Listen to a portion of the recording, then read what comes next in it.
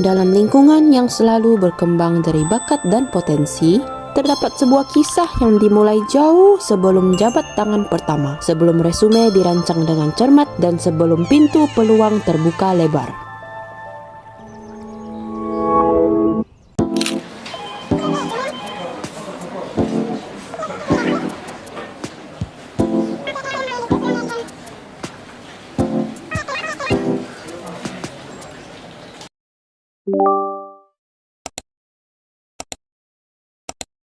Di sini, di ranah manajemen sumber daya manusia, kami memulai perjalanan perekrutan. Ini bukan sekadar tugas. Perencanaan harus dipertimbangkan dengan matang karena nantinya membentuk masa depan organisasi.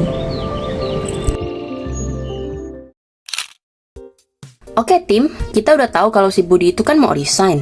Jadi kita harus cari orang nih buat gantiin si Budi. Budi itu yang jadi supervisor penjualan kan? Iya, sepertinya kita perlu rincikan tugas si Budi dulu deh. Oke, kita analisis dulu ya pekerjaan supervisornya apa aja, nanti kita bikin job desk-nya. Oke.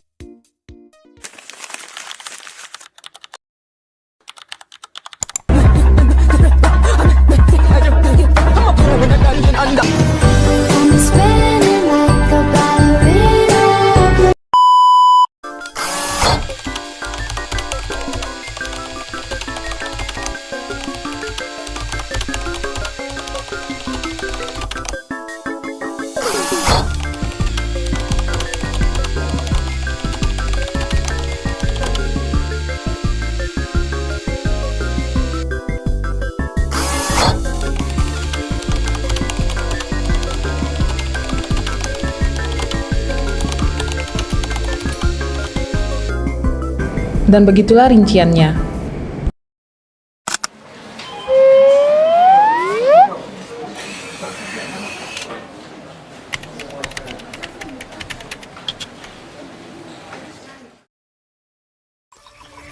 Peramalan perekrutan merupakan langkah krusial dalam memastikan bahwa organisasi memiliki jumlah dan kualitas karyawan yang sesuai dengan kebutuhan operasional saat ini maupun masa mendatang.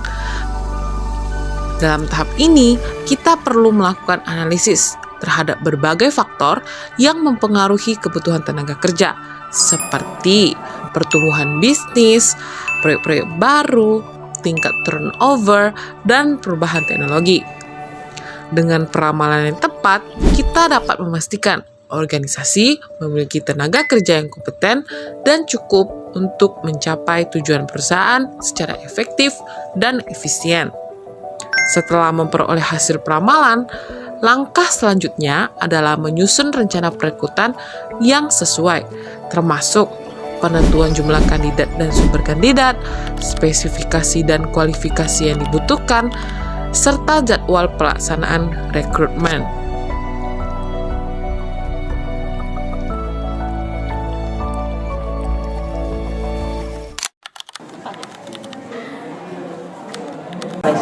Ini tim leader, ini sales. Ini sales, yang mana yang kosong? Budi resign. Supervisor, kita kan mau internalnya pakai yang udah ada, terus kita cari yang baru buat ngisi posisi yang kosong di bawah. Iya berarti, Enggak dong. Berarti kan tim leader naik ke sini. Tim leader naik atas. Ini sih naik ke sini berarti. Sales naik ke tim leader. Ini bagus dia enggak sih soalnya dia berpengalaman. Berpengalaman. Cuma dia sedang dalam proses promosi, tapi kinerja rata-rata ya. Karena kinerjanya bagus kan. Ya apa? Kinerja di bawah. Kinerja di bawah rata-rata, tapi masih dapat terima. Atau ini naik ke sini.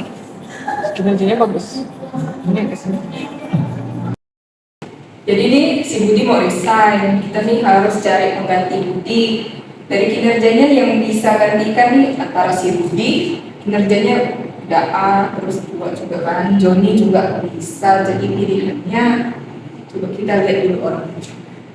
Nah, si Rudi ini lahir tahun 1985. Dia jabatannya tim leader, terus masa kerjanya 10 tahun, kinerjanya juga oke.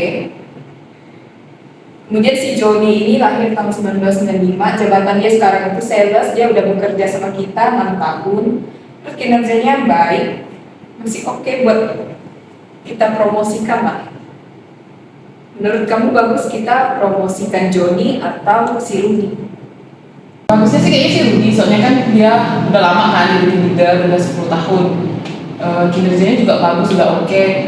Jadi kita mending sih cari yang lebih berpengalaman dibanding cari yang baru kan. Jadi dia udah paham juga perusahaan gimana, jadi mungkin bisa lebih bagus gitu kinerjanya. Saya setuju juga sih, boleh sih kalau kita jadiin Rudy ke supervisor aja. Terus si Joni tadi kinerjanya juga lumayan oke sih. Gimana kalau Joni kita naikkan jadi tim leader aja, si Rudy-nya jadi supervisor? Boleh sih. Oke, itu kan kita tinggal cari sales yang baru. Ya, betul. Jadi lebih bagus sih kita pakai dia untuk naikkan ke supervisor supaya dia kan lebih paham juga perusahaan gimana. Oke, boleh.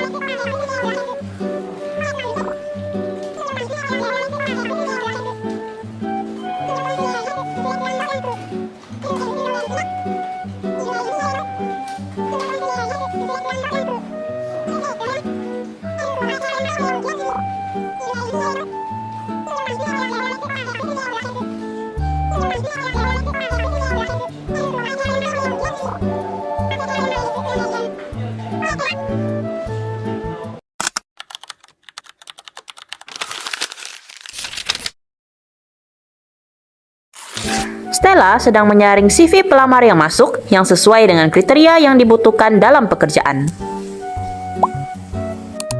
Setelah memilah lamaran yang masuk, pelamar akan dipanggil untuk tes dan wawancara sebelum pengambilan keputusan oleh penyelia dan penawaran pekerjaan.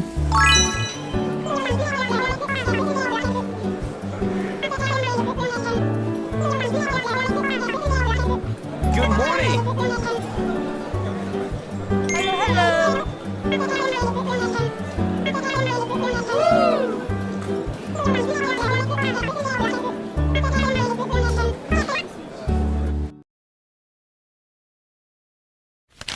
Oke.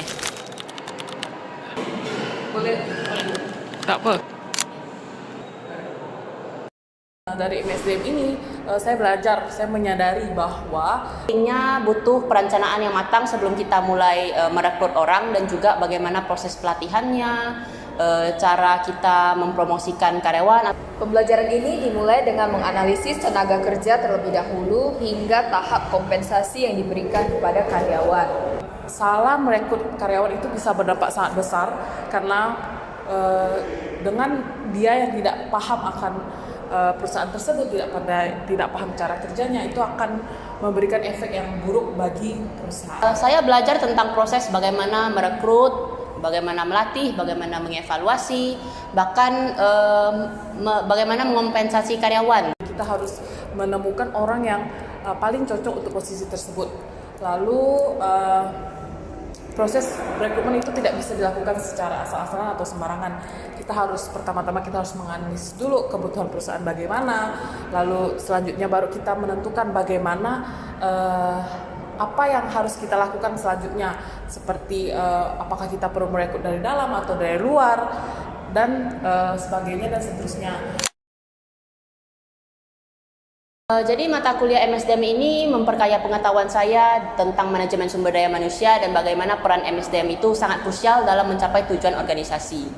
Ini adalah langkah yang penting, jadi kita nggak boleh sembarangan, biar karyawan yang kita dapatkan itu memang cocok dan layak untuk posisi itu. Setelah mempelajari MSDM, saya menjadi termotivasi bagaimana mengelola karyawan itu sendiri, mulai dari pelatihan, penilaian kinerjanya nanti untuk membayar kompensasi karyawan ke depannya. Secara pribadi sih, pelajaran MSDM ini meningkatkan pengetahuan dan wawasan saya tentang manajemen sumber daya manusia. Karena mengelola sumber daya manusia itu tidak mudah. Saya termotivasi jadi HRD. Satu kata untuk MSDM. Bermanfaat, Efektif. motivasi. Yeay.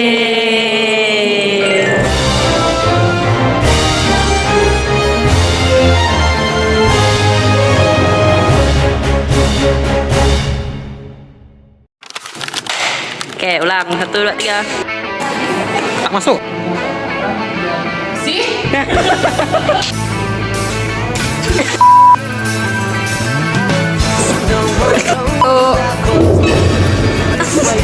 Jadi kita mau pilih, kita tekan nih jodoh.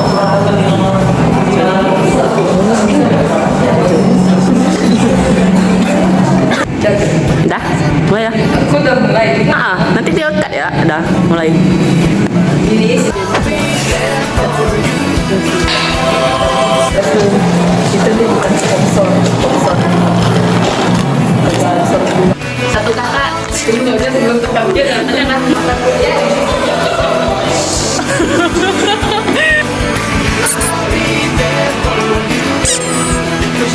Satu kata untuk MSDM. Karena ini. Ulang. Satu